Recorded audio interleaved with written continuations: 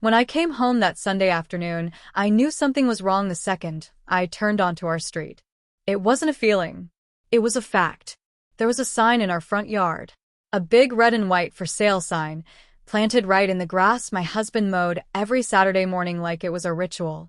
For a moment, I honestly thought I was on the wrong street. I slowed the car, heart thudding, eyes darting to the mailbox, the cracked edge of the driveway, the oak tree near the sidewalk. No. This was our house. Our life. Our address. I parked crooked, didn't even turn the engine off properly. My hands were shaking as I got out of the car. My suitcase tipped over, spilling a shoe onto the driveway, but I didn't care. All I could see was that sign. I slammed the front door so hard the walls shook. "Caleb," I shouted, my voice already breaking. "What the hell is that sign doing in our yard?" He didn't jump. That alone terrified me. He was sitting in the living room, calm, reading a book like it was any other Sunday. He closed it slowly, looked up at me, and for the first time in months, his eyes were completely empty. That's when I knew. But I'm getting ahead of myself. Before you judge him, before you judge me, you need to know how we got here. My name is Vanessa Miller. I'm 46 years old, and I destroyed my marriage long before that sign ever went into the ground. On paper, my life looked solid. I worked at a furniture store outside Columbus. I was good at it. Really good.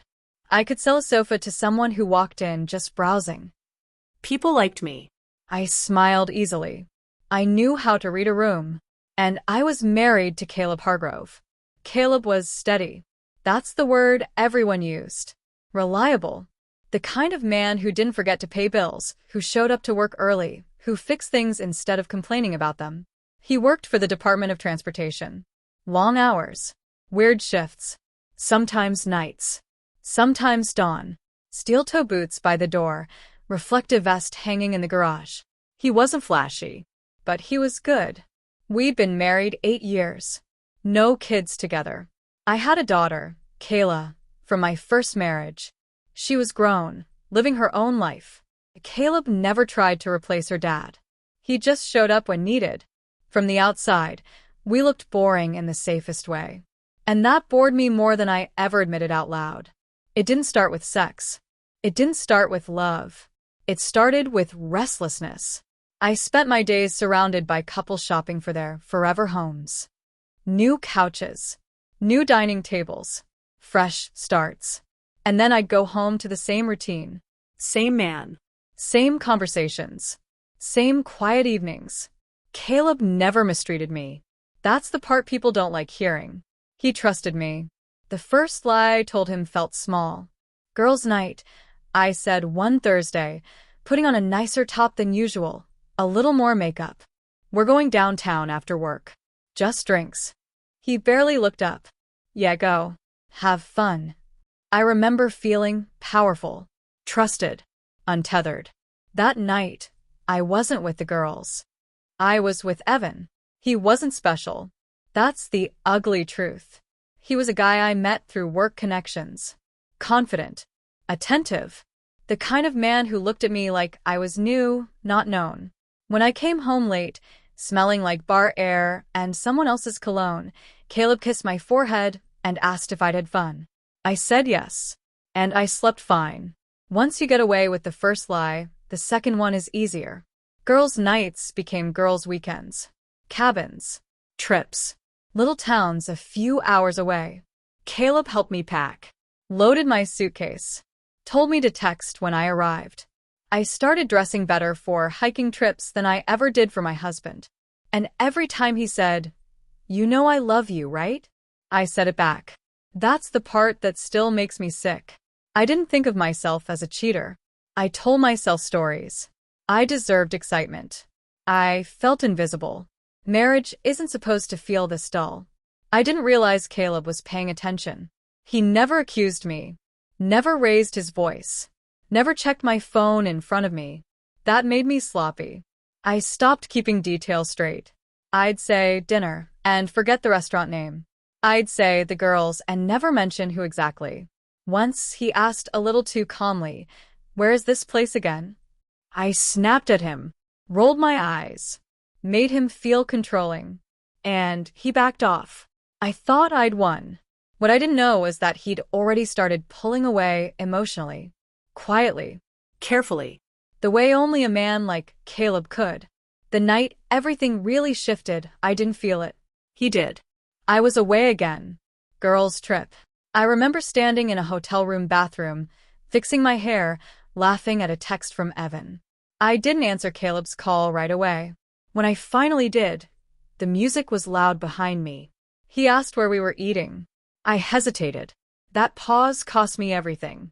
When I came home from that trip, I hugged him, talked fast, stayed vague. He listened, smiled, helped carry my bag. And I thought the danger had passed. I had no idea he'd already started looking for the truth. By the time I noticed the change in him, it was subtle. He asked fewer questions. He touched me less. He started keeping notes. I mistook his silence for forgiveness. I didn't know he was documenting everything. I didn't know he'd hired someone. I didn't know that every hotel, every dinner, every lie was being captured somewhere I couldn't see. And then I asked for one last trip. 5 days. Even hugged him extra tight that morning. Told him he was a good man. He didn't say much back. When I drove away, I was already planning what excuse I'd use when I returned. I had no idea that while I was leaving for another lie, my husband was calling his lawyer. And that when I came home, I wouldn't be coming home to a marriage at all. I didn't notice the trap closing around me. That's the scariest part. Life at home kept moving, but something about Caleb felt muted. He still went to work, still paid the bills, still asked if I wanted coffee in the morning. But the warmth was gone, like someone had turned the volume down on him. I told myself it was stress. I told myself all marriages went through quiet phases. I didn't realize that quiet wasn't exhaustion. It was detachment. I was still seeing Evan, still lying, still compartmentalizing my life like I was some kind of professional at deception. I started noticing little things. Caleb began sitting at the kitchen table at night with his laptop open, not watching videos, not playing games, just typing. Numbers. Dates. Pages that disappeared when I walked in. When I asked what he was doing, he said, "Work stuff." I didn't push. Why would I? I didn't want questions asked in return.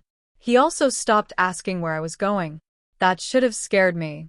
Instead, I felt relieved. The freedom made me careless. One night, I came home later than usual. He was already in bed. I slid in beside him, wrapped my arm around his chest out of habit. He didn't pull away. He didn't lean into me either. I lay there staring at the ceiling, my heart beating too fast for no reason I wanted to admit. Something had changed. I could feel it in my bones. I just didn't know what. A few days later, he mentioned casually that he'd been talking to HR at work. Something about benefits, direct deposit, paperwork. It barely registered. If I'd been paying attention, I would have realized how deliberate his movements had become.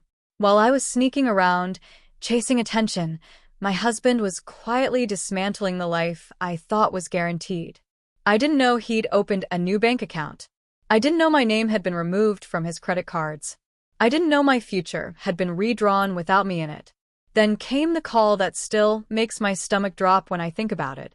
I was folding laundry when my card declined online. Just groceries. Nothing big. I tried again. Declined. I checked the app. Nothing wrong. Balance fine. I brushed it off. Later that evening, I mentioned it casually. "Hey, my card didn't work earlier. Probably the app glitching again." Caleb didn't look up from his plate. "Oh," he said. "I removed you as an authorized user." I laughed. Actually laughed. "Why would you do that?" He shrugged. Didn't see a reason not to. The tone was flat. No accusation. No explanation. A knot formed in my chest. "But we're married," I said. He finally looked at me then. "Are we?" he asked quietly. The air between us shifted. I felt something cold crawl up my spine. I wanted to ask more. I should have asked more. But fear makes you stupid. I dropped it. I didn't want answers I wasn't ready to face. That week, my life started cracking in places I couldn't see at first. My insurance paperwork changed. My access to accounts disappeared. Things that had always been automatic suddenly weren't. I told myself it was temporary. Then I asked for another trip. 5 days. I rehearsed the story in my head like a script. A friend going through a rough time. The girls wanting to be there for her. Emotional support. Healing. I even practiced the tone. Soft. Vulnerable. Reasonable. Caleb listened without interrupting. Then he said, "Sounds good. You deserve time away." No suspicion. No resistance. That should have terrified me. Instead, I hugged him tighter than I had in months. Like if I held him long enough, the guilt would dissolve. "You're a good man," I told him. He didn't respond. The morning I left, he carried my suitcase down the steps. Loaded it into the trunk. Kissed my cheek. "Text when you get there," he said. I drove away smiling. I had no idea that the moment my car disappeared down the street, he picked up his phone and called his lawyer. The trip itself was hollow. Evan felt different this time. Less exciting. Less thrilling. I caught myself checking my phone more often than usual. Caleb barely texted. That absence gnawed at me. On the third day, I called him. He answered, calm as ever. "How's it going?" he asked. "Fine," I said too quickly. "Quiet." "Good," he replied. "Drive safe when you come back." That was it. No, "I miss you." No, "love you." I hung up feeling unsettled. On the 5th day, I packed my bag with a strange heaviness in my chest. Like I was walking back into something that had already moved on without me. The drive home felt longer than usual. When I turned onto our street, I slowed down. That's when I saw it. The sign. At first, my brain refused to process it. For sale. Big. Red. White. Right in the center of the lawn. I actually checked the address again. It couldn't be right. I parked badly, grabbed my suitcase, and marched toward the house like anger could rewrite reality. Inside, Caleb was waiting. Calm. Seated. Prepared. I yelled. I demanded explanations. I accused him of losing his mind. That's when he said it. I didn't do it alone. The court ordered it as part of our divorce. Divorce. The word hit me like a slap. I laughed at first. Sharp. Defensive. This is some kind of joke. He shook his head. Papers are filed. You'll be served. My legs felt weak. This wasn't how it was supposed to happen. I was supposed to choose when things ended. I was supposed to control the narrative. I didn't even see the folder until he held it out to me. Open it. I didn't want to, but my hands betrayed me. The first photo made my heart stop. My car. A hotel sign. The second showed me and Evan. Clothes. Intimate. Unmistakable. By the third, I was shaking. There were dates. Times. Locations. Every lie laid out neatly. I cried. I begged.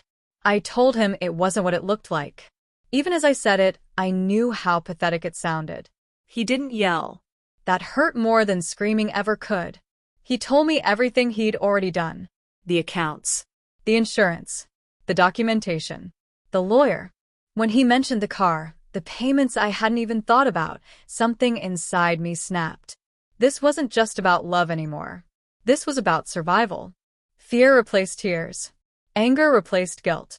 I accused him of cruelty, of humiliation, of betrayal. He looked at me like he didn't recognize me anymore. Maybe he didn't. I spent that night in the guest room, staring at the ceiling, listening to the sound of my marriage collapsing in silence. In the days that followed, I tried to regain control. I cried to friends. I framed myself as neglected, lonely, pushed away.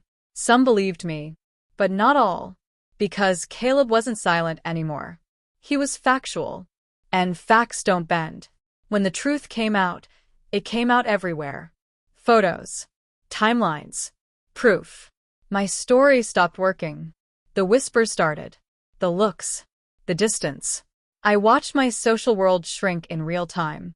And as the house filled with strangers touring rooms that used to be mine, I realized something horrifying. I hadn't just lost my husband. I had lost the version of myself that thought consequences were optional. And the worst part? The ending hadn't even started yet. After the confrontation, nothing felt real anymore. The house stopped feeling like a home and started feeling like a waiting room. Strangers walked through our bedrooms, commented on the lighting, the layout, the yard. I stood in corners pretending I didn't exist, while people imagined their future on top of my ruins. Caleb was barely there. When he was polite, distant, civil in a way that hurt more than cruelty ever could. I tried to talk to him at night, tried to apologize properly, tried to explain things I should have explained months ago. He listened once, just once, and when I finished, voice shaking, tears running, he said something that finally broke me. "I believe you're sorry," he said. "I just don't believe I should pay for it." That was it. No rage, no insults, just a boundary I couldn't cross. The divorce process moved fast after that. Too fast for someone who had assumed marriage was permanent no matter what. My lawyer talked about assets, equity, percentages, alimony. She sounded hopeful at first, confident. Then she saw the evidence. Her tone changed. I still remember the courtroom. Cold benches, neutral walls. The judge flipping through documents like this was just another file. Caleb sat on the other side with his attorney, calm, composed, looking like a man who had already mourned and moved on. When my lawyer requested alimony, the judge didn't even hesitate. Denied. One word. Because of infidelity. Because of documentation. Because actions have consequences. Then came the car. The judge ordered me to reimburse Caleb for half the payments he'd made over the years. I stared straight ahead, jaw tight, pretending I wasn't unraveling inside. I had expected punishment emotionally. I hadn't expected it financially. When the house sold, I packed what little I could into boxes. The day I walked out for the last time, the new owners were waiting outside with their realtor. A young couple, smiling, expecting. I didn't look back. I moved into a small apartment across town. Bare walls, cheap furniture, silence, so loud it pressed on my ears. Evan disappeared the moment things got real. No surprise there. The man I'd risked everything for couldn't even sit with me in the aftermath. Friends stopped calling. Invitations dried up. Conversations changed. People didn't yell at me. They didn't attack me. They just stopped including me. That's the kind of loneliness that lingers. Months passed. I tried therapy, tried journaling, tried convincing myself I'd learned my lesson. But guilt doesn't fade just because time passes. It fades when you accept responsibility without excuses. That took longer. One night, almost a year after the divorce was finalized, I sat at my kitchen table with a pen and paper. And I wrote to Caleb. Not to get him back. Not to reopen wounds. Just to say the things I should have said without asking for anything in return. I apologized without explaining myself. I admitted I didn't just betray him, I underestimated him. I told him he had been a good husband, that I'd confused stability with boredom and mistook attention for love. I asked for nothing. When I finished, I read it twice. Then I mailed it. Weeks passed. No response. And somehow that was fair. Life now is smaller, quieter. I work. I come home. I sleep. I think about the woman I was before the lies started, and how casually she disappeared. If you're reading this looking for a villain or a hero, you won't find one. Just choices. And consequences. The day I came home to that for sale sign, I thought my life was ending. Now I understand something harder. It wasn't the end of my life. It was the end of the lies I was living inside. Caleb didn't destroy me. I did. He just refused to let me destroy him too.